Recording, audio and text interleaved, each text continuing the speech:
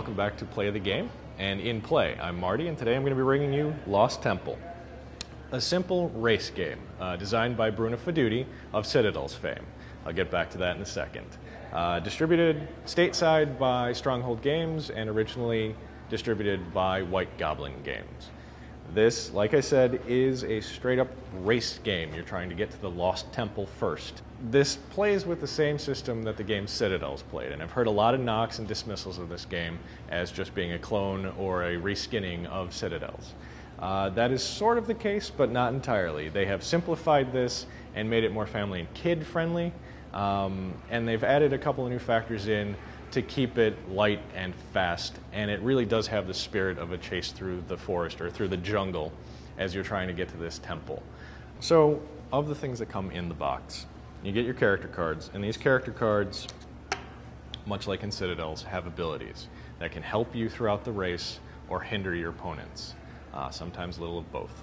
Unlike Citadel's, these actually have a cost, which is what these gems represent here. These gems, you start out with some, depending on the character you start in the race. You start it with some, and you pick up new ones every time it comes around to your turn. Now, I should say the character cards in this, they're not actually the character you are. They are the people guiding you through the jungle. Your adventurer, represented by one of these meeples, is also represented on these cards. There are various colors. This guy's upside down. Various colors. And again, they denote which meeple you're going to be. It just keeps it easier for you to track as you go through the jungle. The other things that come in the box, a very important token.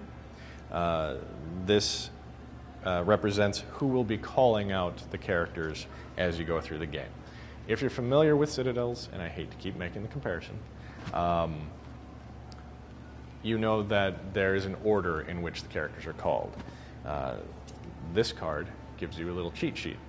And this allows the person who's calling the turn order to know who goes next. So you have a shaman, you have thief, seer, priest, elder, craftsman, scout, canoe, and lastly the child. And these are the people that are helping you through the jungle. This game is, the sweet spot is 4 to 6 players. It can be played up to 8 players playing at a time. And there are variant rules for 2 to 3 players to play. And that changes a little bit of the character selection dynamic as you're going through. Normally, you would take up all the characters and pass them around, and each person would take one character with the last card being put face down. So nobody really knows who has everybody. It becomes a strategy as you're going through the game to kind of guess who might have taken what. In a 3-player game, the cards actually come around twice. And before they come around the second time, another card is removed from the deck. So each player will end up playing 2 cards, 2 characters, but the other people at the table won't necessarily know what each person has because there is a randomization factor built into cards being removed between the first round and the second round of character drawing. When you first set up the game, you dole these out to each player at the table. These cards also determine the player's starting position in this lineup. There are spaces here numbered 1 through 9. They are represented on the bottom of this card. Each character has a starting position, which also corresponds, so this is kind of funny, corresponds with the number of the card. So they've printed it twice. You could have gotten away with putting the symbols up here. They decided put them on there twice. But this is your starting position, and next to your starting position, you'll have a little gem icon that you can use to determine how many gems your character starts with in the game. Also, there is another icon. It's the Machete Icon. The scout, for example, has a machete icon, so you start the game with 1 machete. Machetes become important as you get further into the map, as you come across this deep jungle spaces. We'll get into that later. Okay, and looking at the map, you'll see there are a couple of different circles. Each space is represented by a circle and some movement space on the board. But some of them have blue circles or orange circles, some of them have double circles, some of them have black circles. The blue circles represent temples. They're not the Lost Temple, but they are the temples. The orange circles represent villages. The double circles, and there's white ones, blue ones, and orange ones, are spaces for your chance tokens. and the black spaces represent deep jungle. Let's get into the basics of this game, because again, it's very simple. You've gone around and you've divvied up who has what character. So everybody knows what abilities they have and what they're going to do, and they start strategizing how they're going to race. The person with the token in front of them calls out, and that person, whoever's the shaman, goes first. The shaman always goes first, then the thief, and so on and so forth. And they move across the board using whatever special abilities they have. Your actual turn is you reveal the character that you have, you draw one of these gems, and then you do the action on your card. Some are free actions. They can curse other players, they can steal from other players. You announce these abilities, especially with the thief. You announce who you're going to steal from. The person that you're stealing from shouldn't hopefully gasp or yell or curse until they actually reveal when they're playing. And then you can pay for the other things on your cards. Some characters have, you can jump to the next temple space if you pay this many tokens. And you do that, and you go on so forth and so on.